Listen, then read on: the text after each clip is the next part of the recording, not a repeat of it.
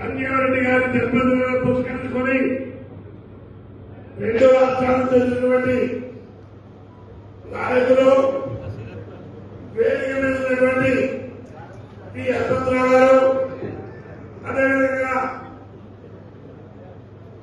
ILO governing body member Satyajit Reddy గారు, వేదిక మీద ఉన్న పెద్ద నాయకులు అందరినీ వెల్కమ్ చెప్తూ మన పూజలు 100 సంవత్సరాలు ఆయురారోగ్య ఐశ్వర్యాలతో ఉండాలని, ప్రపంచ కార్మికులకు సేవ చేయాలని, కార్మిక సమాఖ్యలు బలహీనపడుతున్న టైంలో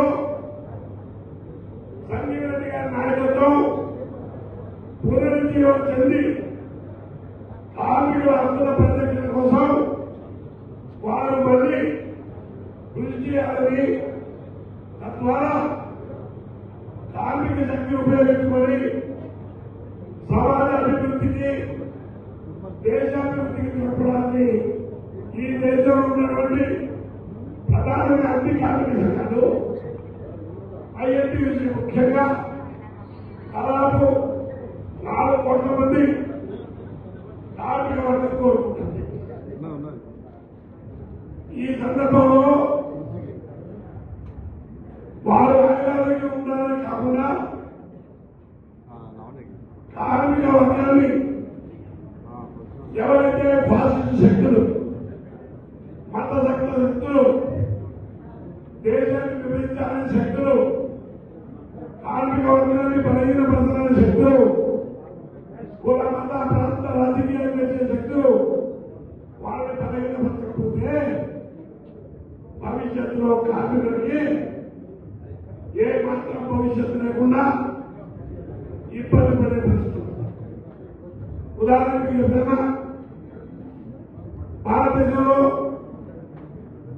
దాదాపు 11 సంవత్సరాల నుంచి ప్రభుత్వంలో ఉన్న బీజేపీ కార్మిక వర్గాన్ని నిర్వహించారు. కార్మిక వర్గాన్ని కావాలి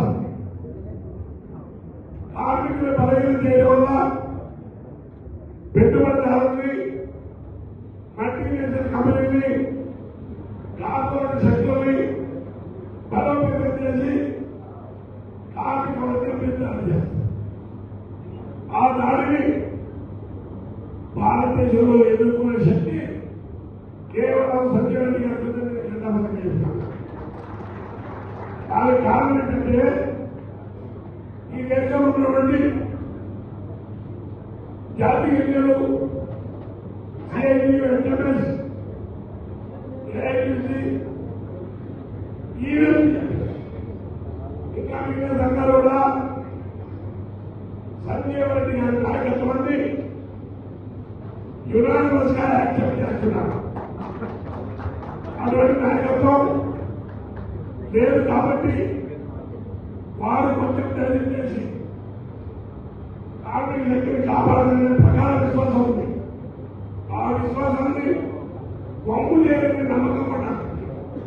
ఎందుకంటే మనసారు 95 ఏళ్ల వయసులో కూడా యువకుడు కంటే ఆరోగ్యంగా ఉండి ఎవరైనా ఎదిరించే శక్తి ఉండి ఈవెన్ ప్రజాకరణ కాలంలో నిజాం శక్తిని ఎదుర్కొని 200 సంవత్సరాలు సంపాదించిన బ్రిటిష్ శక్తులకు వ్యతిరేకంగా పోరాడి సాక్షాత్ నరేంద్ర మోడీ ఆహ్వానం పలికిన 2 కేంద్ర మంత్రులు సంజయ్ రెడ్డి గారి దగ్గర వచ్చి, అయ్యా సంజయ్ రెడ్డి గారు, మిమ్మల్ని ప్రధానమంత్రి మోడీ ఆహ్వానిస్తున్నారు,